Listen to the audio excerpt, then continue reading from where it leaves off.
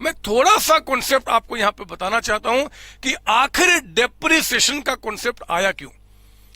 अगर वो कॉन्सेप्ट सुन लो ना तो फिर ये बात मुझे पढ़ाने की रिक्वायरमेंट ही नहीं थी। मैं आपको समझाता हूं कि आखिर ये जो जन्म हुआ ना, जन्म जो हुआ किसका जी, आपका जन्म जो हुआ, जन्म ऐसे बोलते हैं, जन्म जो हुआ किसका जी, ऑफ डेप्रिसिएशन कॉन्सेप्ट, वो कहां से हुआ मैं थोड़ा सा आपको समझा दूं कहां से हुआ। सुनो मेरी बात, आप जानते हैं तो भी अच्छी बात है, नहीं जानते तो भी अच्छी बात है, आप सुन लो मेरे साथ, मेरी बात समझ में आ जाएगी। पता है मैं ना अपनी बात करता हूं, आपके संतोष सर की मैं अपनी बात करता हूं। मैं बिजनेस कर रहा हूं मेरे बच्चे, मैं बिजनेस क्या कर रहा हूं, मैं एजुकेशन सेक्टर के अंदर हूं।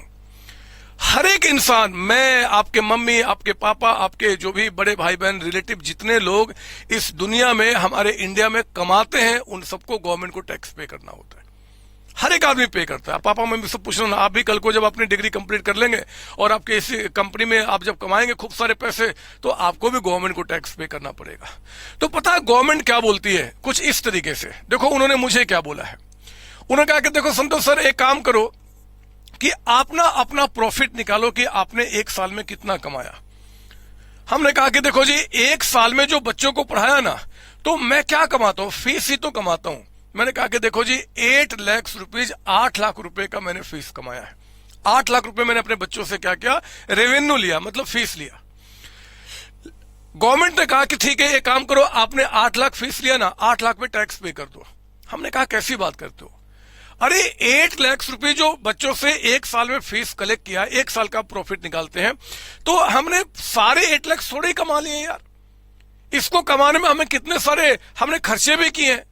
तो गवर्नमेंट ने कहा कि बताओ कौन कौन से खर्चे किए हो। मैंने बताया कि हमने रेंट पे किया है, हमने सैलरी पे किया है, हमने एडवर्टीजमेंट कराया था, हमने कमीशन पे किया है, हमने बहुत सारे खर्चे, मतलब ऐसे जितने भी खर्चे हैं हमने किए। और हमने कहा कि सब मिला के हमारे 2,50,000 खर्च हो गए। मतलब कि जो हमने एक साल में बिजनेस किया ना बच्चे, उस बिजनेस को करने में जितने सारे खर्चे किए वो कितना किया, 250। गवर्नमेंट कहा कि काम करो, आपने बच्चों से 8 लाख फीस लिया है ना, आप इस 8 लाख में इसको अर्न करने में जितने सारे आपने खर्चे किए हैं एक साल के अंदर में, मान लो करंट ईयर आपका 2022 है, मान लो, तो इस एक साल में आपने जितने भी खर्चे किए ना उसको माइनस कर लो और फिर बताओ आपका प्रॉफिट कितना निकल के आता है। हमने कहा कि 5,50,000। गवर्नमेंट कहते हैं कि 550 पे आपको टैक्स पे करना पड़ेगा, इस 5.5 लाख पे टैक्स पे करो। हमने कहा यह भी गलत है।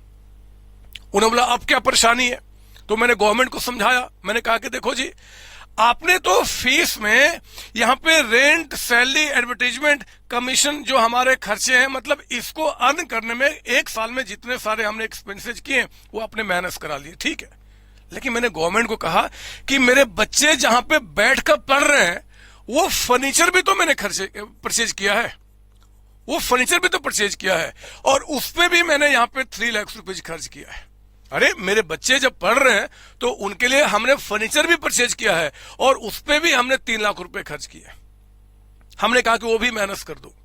गवर्नमेंट कहा कि देखो समझो मेरी बात, ये जो आपने एक्सपेंसेस किए हैं ना, ये वो खर्चे हैं जो हर एक साल आप करोगे, हर एक साल करोगे। तो जिस साल में आप खर्च करोगे उस साल में उतना माइनस करा लो। हमने इसको माइनस करा लिया।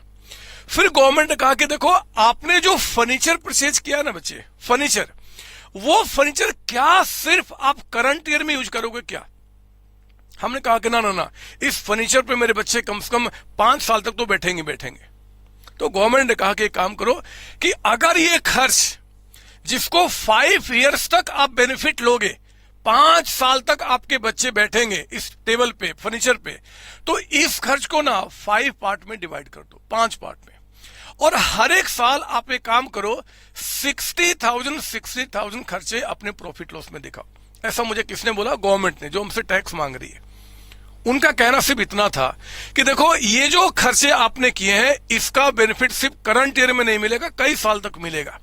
इसलिए आप ये क्या करो, इस खर्च को 5 पार्ट में डिवाइड करो और हर एक साल आपको अगर यहाँ पे एक्सपेंस दिखाना भी है तो आपको क्या करना है, 60,000 आपको दिखाना है, ना कि पूरे 3 लाख रुपए। तो इससे क्या होगा कि ये 60 दिख गया, अब हमारा प्रॉफिट कितना हो गया जी 490। तो 490 पे जो भी टैक्स रेट होगा उससे मल्टीप्लाई करके गवर्नमेंट को टैक्स पे कर दूंगा। और मैं अगले कहूंगा इस साल के एंड में कि हमारा जो फर्नीचर 3 लाख रुपए का था, ठीक है जी, 3 लाख में 60,000 तो मैंने खर्च के रूप में दिखा दिया।